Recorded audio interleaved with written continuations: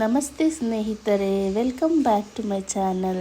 ಶ್ರೀವಾರಿ ಸೇವೆಯ 3ನೇ ದಿವಸದ ವಿಡಿಯೋ ಇದು. ಮತ್ತು ನಮ್ಮ ಟೀಮ್ಗೆ ಇವತ್ತು ಟೆಂಪಲ್ ಸೇವೆ ಇದೆ ಅಂತ ಹೇಳಿದ್ದೆ ಅಲ್ವಾ. ಅದರಲ್ಲಿ ನನಗೆ ಎಲ್ಲಿ ಸೇವೆ ಸಿಕ್ಕಿತ್ತು ಅಂತ ನೀವೆಲ್ಲರೂ ಕೇಳಿದ್ರೆ ತುಂಬ ಶಾಕ್ ಆಗ್ತೀರಾ. ಅದನ್ನು ತಿಳ್ಕೋಬೇಕು ಅಂದರೆ ನನ್ನ ವಿಡಿಯೋನ ಕೊನೆ ತನಕ ನೋಡಿ. ಮತ್ತು ನಮಗೆ ಟೆಂಪಲ್ ಸೇವಾ ಟೈಮಿಂಗ್ ಸಿಕ್ಕಿದ್ದು ಮಾರ್ನಿಂಗ್ 8 o'clock to 12 o'clock ಅಲ್ವಾ. ಆದರೆ ನಮ್ಮ ಟೀಮ್ ಲೀಡರ್ ಹೇಳಿದ್ರು 6 o'clockಗೆ ನಾವೆಲ್ಲ ಹೋಗಿ ವೇಟ್ ಮಾಡಬೇಕು ಅಂತ.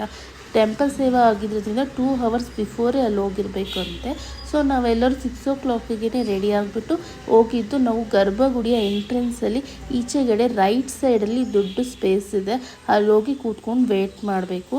ನಾವು ಹೋಗೋಷ್ಟರಲ್ಲಿ ಆಲ್ರೆಡಿ ಒಂದು ಟೀಮ್ ಬಂದಿತ್ತು. ನೆಕ್ಸ್ಟ್ ಲೈನಲ್ಲಿ ನಮ್ಮ ಟೀಮ್ ಕೂತ್ಕೊಂಡು ಎಲ್ಲರೂ ಲೈನ್ ವೈಸಾಗಿ ಕೂತ್ಕೋಬೇಕು. 8 o'clock ಆಗೋಷ್ಟರಲ್ಲಿ 10 to 12 ಟೀಮ್ಸ್ ಬಂದು ಕೂತ್ಕೊಂಡಿದ್ರು. ಪ್ರತಿ ಟೀಮಲ್ಲಿ 10 to 15 ಮೆಂಬರ್ಸ್ ಇದ್ದರು. ಅದಾದಮೇಲೆ 8:15 ಹಂಗೆ ಒಬ್ಬರು ಚೆಕ್ಕಿಂಗಿಗೆ ಅಂತ ಬಂದರು. ಫಸ್ಟ್ ಅವ್ರು ಚೆಕ್ ಮಾಡಿದ್ದು ಎಲ್ಲರದ್ದು ಆಧಾರ್ ಕಾರ್ಡು ಮತ್ತು ನಮ್ಮದು ID ಕಾರ್ಡ್ಸು. ಅದಾದಮೇಲೆ ಚೆಕ್ ಮಾಡಿದ್ದು ನೇಲ್ಸ್. ಯಾರಿಗೆ ನೇಲ್ಸ್ ಇದೆಯೋ ಹೋಗಿ ಕಟ್ ಮಾಡ್ಕೊಂಡು ಬನ್ನಿ ಅಂದರು, ಇಲ್ಲಾಂದರೆ ಟೆಂಪಲ್ ಸೇವೆಗೆ ಅಲೋ ಮಾಡಲ್ಲ ಅಂತ ಹೇಳಿದ್ರು. ಸೊ ಎಲ್ಲ ಎಷ್ಟೊಂದು ಜನ ಕಟ್ಟೇ ಮಾಡಿರಲಿಲ್ಲ, ಹೋಗಿ ಕಟ್ ಮಾಡ್ಕೊಂಡು ಬಂದರು. ಮತ್ತು ನಾವು ಯಾರು ಮೊಬೈಲ್ಸ್ ತೊಗೊಂಡು ಹೋಗಿರಲಿಲ್ಲ, ಯಾಕಂದರೆ ಟೆಂಪಲ್ ಸೇವಾ ಇತ್ತಲ್ವ, ಅದಕ್ಕೋಸ್ಕರ ಎಲ್ಲರೂ ರೂಮ್ಸಲ್ಲೇ ಬಿಟ್ಬಿಟ್ಟು ಬಂದಿದ್ವಿ. ಯಾವ ಟೈಮಿಂಗ್ಸ್ ಏನು ಅಂತಲೂ ಗೊತ್ತಾಗಲಿಲ್ಲ ನಮಗೆ. ಮೇ ಬಿ 9 o'clock ಆಗಿತ್ತು ಅನಿಸುತ್ತೆ. ಆವಾಗ ಒಂದು 4 members ಗಾರ್ಡ್ಸ್ ಬಂದರು. ಅದರಲ್ಲಿ ಒಬ್ಬರು ಪ್ರತಿ ಟೀಮ್ನ ಚೆಕ್ ಮಾಡಿಬಿಟ್ಟು ಅವ್ರಿಗೆ ಯಾರಿಗೆ ಕೊಡಬೇಕು ಅನಿಸುತ್ತೋ ಅವರಿಗೆ ಈ ಥರ ಗ್ರೀನ್ ಕಾರ್ಡ್ನ ಕೊಡ್ತಾರೆ. ನಮ್ಮ ಟೀಮಲ್ಲಿ ನನಗೆ ಮತ್ತು ನನ್ನ ಹಸ್ಬೆಂಡ್ ಕಸಿನ್ ಸಿಸ್ಟರ್ ಬಂದಿದ್ದರು, ಅವ್ರಿಗೂ ಕೊಟ್ಟರು. ಮತ್ತು ಪ್ರತಿ ಟೀಮಲ್ಲಿ ಅವ್ರು ಒಬ್ರಿಗಾದ್ರೂ ಕೊಡ್ಬೋದು, ಇಬ್ರಿಗಾದ್ರೂ ಕೊಡ್ಬೋದು, 3 ಜನಕ್ಕಾದ್ರೂ ಕೊಡ್ಬೋದು, ಅವ್ರ ಇಷ್ಟ ಅದು. ಅವ್ರು ಕೊಟ್ಟಿದ್ದ ಕಾರ್ಡ್ ಯಾವ ಸೇವೆದು ಅಂತಲೇ ನನಗೆ ಗೊತ್ತಿರಲಿಲ್ಲ. ಅವ್ರು ಹೇಳಿದ್ರು ಎಲ್ಲರೂ ಗ್ರೀನ್ ಕಾರ್ಡ್ ಅವ್ರು ಹೋಗಿ ದೇವಸ್ಥಾನದ ಹತ್ರ ಸೆಕ್ಯೂರಿಟಿ ಚೆಕ್ಕಿಂಗ್ ಇರುತ್ತೆ, ಮಾಡಿಸ್ಕೊಂಡು ಒಳಗಡೆ ಹೋಗಿ ಅಂತ.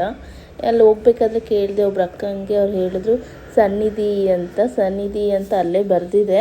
ಹಂಗಂದ್ರೆ ಗರ್ಭಗುಡಿ ಒಳಗಡೆನೆ ನಿಮಗೆ ಸೇವೆ ಅಂತ ಅರ್ಥ. ನನಗಂತೂ ತುಂಬ ಖುಷಿ ಆಯಿತು, ದೇವಸ್ಥಾನದೊಳಗಡೆ ಸೇವೆ ಸಿಕ್ಕಿದೆ ಅಂತ. ಅದಾದಮೇಲೆ ಸೆಕ್ಯೂರಿಟಿ ಚೆಕ್ಕಿಂಗ್ ಹೋದೆ, ಫುಲ್ ಬಾಡಿ ಚೆಕ್ಕಿಂಗ್ ಮಾಡಿದ್ರು, ಮತ್ತು ನೇಲ್ಸ್ ಮತ್ತೆ ಚೆಕ್ ಮಾಡಿದ್ರು. ನಾನಂತೂ ಕೆಳಗಡೆ ನೆಲಕ್ಕೆಲ್ಲ ಉಜ್ಜಿಬಿಟ್ಟು ಡೀಪಾಗಿ ಕಟ್ ಮಾಡ್ಕೊಂಡು ಹೋಗಿದ್ದೆ, ಹಂಗಾಗಿ ಒಳಗಡೆ ಬಿಟ್ಟರು. ಒಂಚೂರಿದ್ರು ದೇವಸ್ಥಾನದೊಳಗಡೆ ಸೇವೆ ಅಂದಮೇಲೆ ಬಿಡಲ್ಲ ಅವರು, ಫುಲ್ ಕಟ್ ಮಾಡ್ಕೊಂಡೇ ಹೋಗಬೇಕು. ನಮ್ಮ ಟೀಮ್ ಮೆಂಬರ್ಸ್ಗೆ ಮತ್ತು ನನ್ನ ಹಸ್ಬೆಂಡ್ಗೆ ಎಲ್ಲಿ ಸೇವೆ ಕೊಟ್ಟರು ಅಂತಲೇ ಗೊತ್ತಿರಲಿಲ್ಲ ನನಗೆ. ನಾವು ಗ್ರೀನ್ ಕಾರ್ಡ್ ಇರೋರೆಲ್ಲ ಒಳಗಡೆ ಸಾರ್ವಜನಿಕರ ದರ್ಶನ ಇರುತ್ತಲ್ವ 3rd ಡೋರಲ್ಲಿ, ಅದಕ್ಕೊಂದು ಗೇಟ್ ಇರುತ್ತೆ, ಅಲ್ಲಿ ಹೋಗಿ ವೇಟ್ ಮಾಡ್ತಾಯಿದ್ವಿ ಈಚೆ ನಿಂತ್ಕೊಂಡು. ಅವ್ರು ಅದರಲ್ಲೂ ಮತ್ತೆ ಸೆಲೆಕ್ಟ್ ಮಾಡಿಬಿಟ್ಟು ಸ್ವಲ್ಪ ಜನನ ಒಳಗಡೆ ಕರ್ಕೊಂಡ್ರು. ನಾನು ಇದ್ದೆ ಅದರೊಳಗಡೆ. ಅವ್ರು ಕರ್ಕೊಂಡೋಗಿ ನಿಲ್ಲಿಸಿದ್ದು ಡೈರೆಕ್ಟ್ ದೇವ್ರ ಮುಂದೆನೇ. ನನ್ನ ಮಿಡಿಲಲ್ಲಿ ನಿಲ್ಲಿಸಿದ್ರು. ಭಕ್ತಾದಿಗಳನ್ನ ಫಾಸ್ಟಾಗಿ ತಳ್ಳಿ ಅಂತ ಹೇಳ್ಬಿಟ್ಟೆ ನಿಲ್ಲಿಸಿದ್ರು. ಇನ್ನು ಮಿಕ್ಕಿದ್ದವ್ರನ್ನೆಲ್ಲ ಆ ಕಡೆ ಈ ಕಡೆ ನಿಲ್ಲಿಸಿದ್ರು. ನಮ್ಮ ಟೀಮ್ ಮೆಂಬರ್ಸು ಆ ಡೋರ್ ಬಿಟ್ಟು ಈಚೆಗೂ ಇದ್ದರು ಸ್ವಲ್ಪ ಜನ. ಆಮೇಲೆ ನೋಡಿದೆ ನಾನು. ನನಗಂತೂ ತುಂಬ ಖುಷಿ ಆಯಿತು. ದೇವ್ರ ಮುಂದೆನೇ 2 hours ಸೇವೆ ಮಾಡ್ಬೋದು ದೇವ್ರನ್ನ ನೋಡಿಕೊಂಡು ಅಂತ. ಆದರೆ ಅಲ್ಲಿ ಮಾಡಿದ್ದು ನಾನೊಂದು 30 minutes ಅನಿಸುತ್ತೆ ಅಷ್ಟೇ. ನೈವೇದ್ಯಕ್ಕೇನೋ ಪೂಜಾರಿಗಳೆಲ್ಲ ತೊಗೊಂಡು ಬರ್ತಾಯಿದ್ರು. ಸೊ ಸಾರ್ವಜನಿಕರ ದರ್ಶನನೂ ಸ್ಟಾಪ್ ಮಾಡಿದರು. ಮತ್ತು ಸೇವಾ ಮೆಂಬರ್ಸ್ಗೂ ಈಚೆ ಗೇಟಿಂದ ಈಚೆ ನಿಂತ್ಕೊಳ್ಳಿ ಅಂತ ಹೇಳ್ಬಿಟ್ಟು ಕಳಿಸಿದ್ರು. ಈಚೆ ಬಂದಮೇಲೆ ನಮ್ಮ ಟೀಮ್ ಮೆಂಬರ್ಸು ಮತ್ತು ನನ್ನ ಹಸ್ಬೆಂಡ್ ಸಿಕ್ಕಿದ್ರು. ನನ್ನ ಹಸ್ಬೆಂಡ್ಗೆ VIPಸ್ಗೆ ಡೈರೆಕ್ಟ್ ಎಂಟ್ರಿಗೆ ಒಂದು ಗೇಟ್ ಇರುತ್ತೆ ರೈಟ್ ಸೈಡಲ್ಲಿ, ಅಲ್ಲಿ ಹಾಕಿದ್ರು. ಅವ್ರು VIPಸ್ ಬಂದಾಗ ಅವ್ರು ಓಪನ್ ಮಾಡಬೇಕು, ಅವ್ರು ಹೋದ್ಮೇಲೆ ಕ್ಲೋಸ್ ಮಾಡಬೇಕು, ಆ ಥರ ಸೇವೆ ಅವ್ರಿಗೆ ಕೊಟ್ಟಿದ್ರು. ಮತ್ತು ಇನ್ನು ಮಿಕ್ಕಿದ ಸೇವಾ ಮೆಂಬರ್ಸ್ಗೆ ಅಲ್ಲಿ ದೇವಸ್ಥಾನ ಇದೆಯಲ್ಲ, ಆಂಜನೇಯ ಸ್ವಾಮಿ, ಲಕ್ಷ್ಮೀ ದೇವಸ್ಥಾನ, ಅಲ್ಲೆಲ್ಲ ಮೇಂಟೈನ್ ಮಾಡೋಕ್ಕೆ, ಅಲ್ಲಿ ಯಾರು ಕೂತ್ಕೊಳ್ಳಾರ್ದಂಗೆ ನೋಡ್ಕೋಬೇಕು, ಆ ಥರ ಎಲ್ಲ ಮೇಂಟೈನ್ ಮಾಡೋಕ್ಕೆ ಕೊಟ್ಟಿದ್ರು. ನಮ್ಮ ಟೀಮಲ್ಲಿ ಇನ್ನು 2 ಹುಂಡಿ ಹತ್ರ ಕೊಟ್ಟಿದ್ರಂತೆ ಸೇವೆ, ಜನಗಳನ್ನ ಬೇಗ ಕಳಿಸಿ ಅಂತ ಹೇಳ್ಬಿಟ್ಟು. ನಾವು ಗರ್ಭಗುಡಿಯ ಈಚೆ ಲೆಫ್ಟ್ ಸೈಡಲ್ಲಿ ಒಂದು ಗೇಟ್ ಇದೆ, ಅಲ್ಲಿ ವೇಟ್ ಮಾಡ್ತಾಯಿದ್ವಿ ಎಲ್ಲರೂ. ಗರ್ಭಗುಡಿ ಒಳಗಡೆ TTD ಇನ್ಚಾರ್ಜಸ್ ಎಲ್ಲ ಇರ್ತಾರೆ, ಜೆಂಟ್ಸ್ಗಳು ಮಾತ್ರ. ಅವರು ವೈಟ್ ಶರ್ಟು ಮತ್ತು ವೈಟ್ ಪಂಚೆ ಹಾಕ್ಕೊಂಡಿರ್ತಾರೆ. ಅದರಲ್ಲಿ ಒಬ್ಬರು ಬಂದುಬಿಟ್ಟು ಕರೆದ್ರು 4 ಸೇವಾ ಮೆಂಬರ್ಸ್ ಬನ್ನಿ ಅಂತ ತೆಲುಗಲ್ಲಿ. ನಾನು ಮತ್ತು ನನ್ನ ಹಸ್ಬೆಂಡ್ ಕಸಿನ್ ಸಿಸ್ಟರ್ ಅವರು ಮತ್ತು ಇನ್ನೊಂದು 5-6 ಜನ ನಮ್ಮ ಜೊತೆ ಬಂದರು.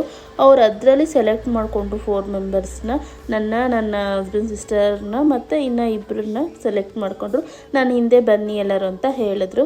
ಅವರು ಒಳಗಡೆ ಕರ್ಕೊಂಡು ಹೋದ್ರು ಡೈರೆಕ್ಟಾಗಿ. ಎಲ್ಲಿ ಕರ್ಕೊಂಡು ಹೋದ್ರು ಅಂದರೆ ದೇವ್ರ ಮುಂದೆನೇ ಕರ್ಕೊಂಡೋಗಿ ನಿಲ್ಲಿಸಿದ್ರು. ಅವ್ರು ಎಷ್ಟು ಹತ್ರ ಕರ್ಕೊಂಡೋಗಿ ನಿಲ್ಲಿಸಿದ್ರು ಅಂದರೆ 2 feet ಇತ್ತು ದೇವ್ರು ನನ್ನ ಮುಂದೆಯಿಂದ, ಅಷ್ಟು ಹತ್ರದಲ್ಲಿ ಹೋಗಿ ನಿಲ್ಲಿಸಿದ್ರು. ಯಪ್ಪ ಫೀಲಿಂಗ್ ನಾನು ಹೇಳ್ಕೊಳಕ್ಕೆ ಆಗಲ್ಲ. ಅಳಬೇಕು ನಗಬೇಕು ಅಂತಲೇ ಗೊತ್ತಾಗಲಿಲ್ಲ ನನಗೆ. ಅಷ್ಟು ಖುಷಿ ಆಯಿತು, ಅಳುನೂ ಬರ್ತಾಯಿತ್ತು. ಅಷ್ಟು ಹತ್ರದಿಂದ ನೋಡ್ತಿದ್ದೀನಿ ಅಂತ ಯಾವ ಜನ್ಮದ ಪುಣ್ಯನೋ ನನಗಂತೂ ಗೊತ್ತಿಲ್ಲ. ದೇವ್ರನ್ನ ಅಷ್ಟು ಹತ್ರದಿಂದ ನೋಡಿದ್ದೀನಿ.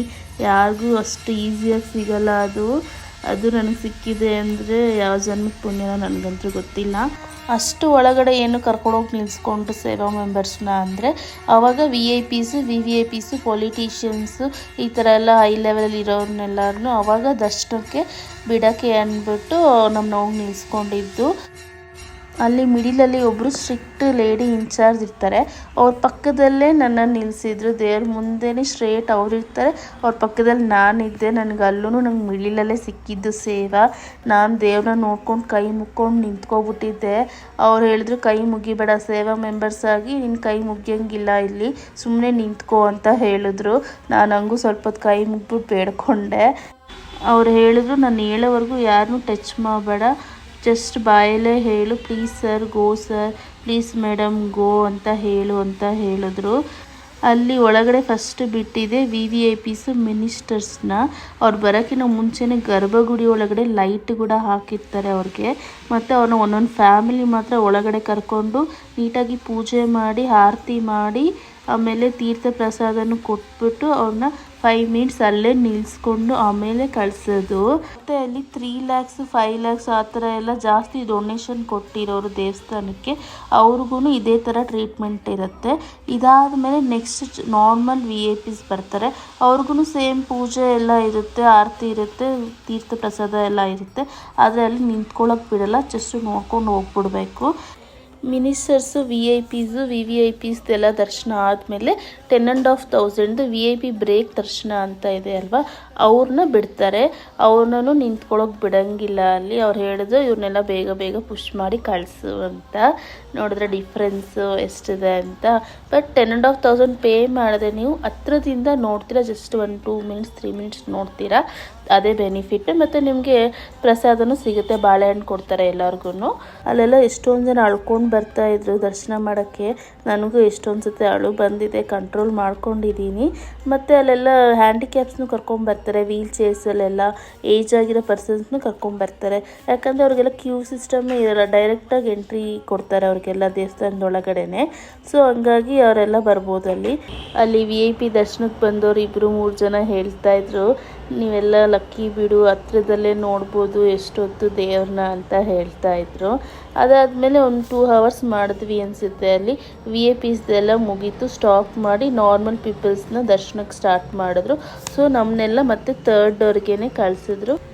ಅಲ್ಲಿ ಒಂದು 20 ಮಿನಿಟ್ಸ್ ಮತ್ತೆ ಮಾಡಿದೆ ಅನಿಸುತ್ತೆ. ಮತ್ತು ಗರ್ಭಗುಡಿ ಒಳಗಡೆ ಲೈಟ್ ಆಫ್ ಮಾಡಿದರು VIPs ದರ್ಶನ ಆದಮೇಲೆ. ನಮ್ಮದು ಟೈಮ್ ಆಗಿತ್ತು 1:30 ಆಗೋಗಿತ್ತು. ನಮ್ಮದು 12 o'clockವರೆಗೆ ಅಷ್ಟೇ. ಬಟ್ 1:30 ಆಯಿತು. ಮತ್ತು ನಮಗೆಲ್ಲ ಒಂದು ದರ್ಶನ ಕೊಟ್ಟರು. ನಾವು ಟೀಮ್ ಮೆಂಬರ್ಸ್ ಎಲ್ಲ ದರ್ಶನ ಮಾಡ್ಕೊಂಡು ಈಚೆ ಬಂದ್ವಿ. ನನ್ನ ಹಸ್ಬೆಂಡ್ಗೆ ತುಂಬ ಆಸೆ ಇತ್ತು ದೇವ್ರನ್ನ ಹತ್ರದಿಂದ ನೋಡಬೇಕು ಅಂತ. ಬಟ್ ಯಾವ ಬಾಯ್ಸ್ ಸೇವಾ ಮೆಂಬರ್ಸ್ಗೆ ಒಳಗಡೆ ಸೇವಾ ಗರ್ಭಗುಡಿಯಲ್ಲಿ ಕೊಡಲ್ಲ, ಎಲ್ಲ ಲೇಡೀಸ್ಗೆ ಗರ್ಲ್ಸಿಗೆ ಮಾತ್ರ ಕೊಡೋದು.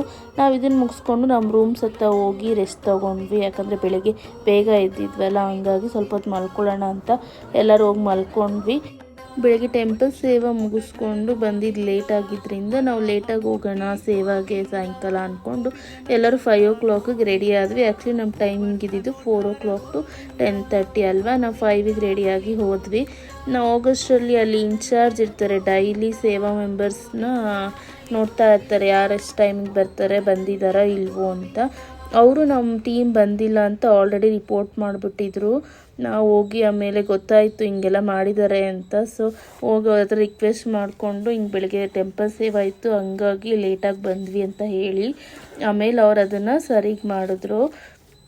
ಅನ್ನ ಪ್ರಸಾದದಲ್ಲಿ ನಾವು ಹೋದಾಗ ಟೇಬಲ್ ಮೇಲೆ ಊಟ ಕೊಡೋದನ್ನ ಸ್ಟಾಪ್ ಮಾಡಿದರು. ಪಕ್ಕದಲ್ಲೇ ಬಫೆಟ್ ಸಿಸ್ಟಮು ಇದೆ, ಅಲ್ಲಿ ಸೇವಾ ಮಾಡಿ ಇವತ್ತು ಅಂತ ಹೇಳಿ ನಮ್ಮ ಟೀಮ್ ಮೆಂಬರ್ಸ್ಗೆ ಇಲ್ಲೇ ಸೇವಾ ಕೊಟ್ಟರು. ಒಂದೊಂದು ಸಲ ಟೇಬಲಲ್ಲಿ ಫುಲ್ ಆದ್ರೂ ಈ ಸೈಡ್ ಕಳಿಸ್ತಾರೆ ಜನಗಳನ್ನ. ಕ್ಯೂ ಸಿಸ್ಟಮಲ್ಲಿ ಬಂದ್ಬಿಟ್ಟು ಅವರೇ ತಟ್ಟೆಗೆ ತೊಗೊಂಡು ಬಂದು ನಮ್ಮ ಹತ್ರ ಹಾಕ್ಸ್ಕೊಂಡು ಊಟ ಮಾಡ್ಬೋದು. ಅಲ್ಲೇ ಕೂತ್ಕೊಳ್ಳೋಕ್ಕೂ ಜಾಗ ಇರುತ್ತೆ, ಇಲ್ಲ ನಿಂತ್ಕೊಂಡು ತಿನ್ಬೋದು ಫುಲ್ ಆಗಿದ್ರೆ. ನಾವು ಅಲ್ಲೇ ಊಟ ಮಾಡ್ಕೊಂಡು ಹೊರಟ್ವಿ ರೂಮ್ಸ್ ಹತ್ರ. 10:30 ಆಗಿತ್ತು ಅಂತ. ಇದು ನನ್ನ 3rd ಡೇ ಆಫ್ ಶ್ರೀವಾರಿ ಸೇವಾ ವ್ಲಾಗು. ಎಲ್ಲರಿಗೂ ಈ ವಿಡಿಯೋ ಇಷ್ಟ ಆಗಿದೆ ಅಂತ ಅಂದ್ಕೊತೀನಿ. ನನಗೇನು ಎಕ್ಸ್ಪೀರಿಯೆನ್ಸ್ ಆಗಿದೆಯೋ ಅದನ್ನು ನೀಟಾಗಿ ಹೇಳಿದ್ದೀನಿ, ಯಾವುದೂ ಬಿಟ್ಟಿಲ್ಲ. ಅದರಿಂದ ನಿಮಗೂ ಯೂಸ್ಫುಲ್ ಆಗ್ಬೋದು ಅಂತ. ನಿಮಗೆಲ್ಲರಿಗೂ ಇಷ್ಟ ಆಗಿದ್ದರೆ ವಿಡಿಯೋನ ಲೈಕ್ ಮಾಡಿ, ಶೇರ್ ಮಾಡಿ, ಮತ್ತು ಇನ್ನೂ ಏನರ ಬಗ್ಗೆ ವಿಡಿಯೋ ಮಾಡಲಿ ಅಂತ ನೀವೇ ಕಮೆಂಟ್ ಮಾಡಿ ಹೇಳಿ. ಥ್ಯಾಂಕ್ ಯು ಸೋ ಮಚ್ ನನ್ನ ವಿಡಿಯೋನ ಕೊನೆ ತನಕ ನೋಡಿದ್ದಕ್ಕೆ. Thank you.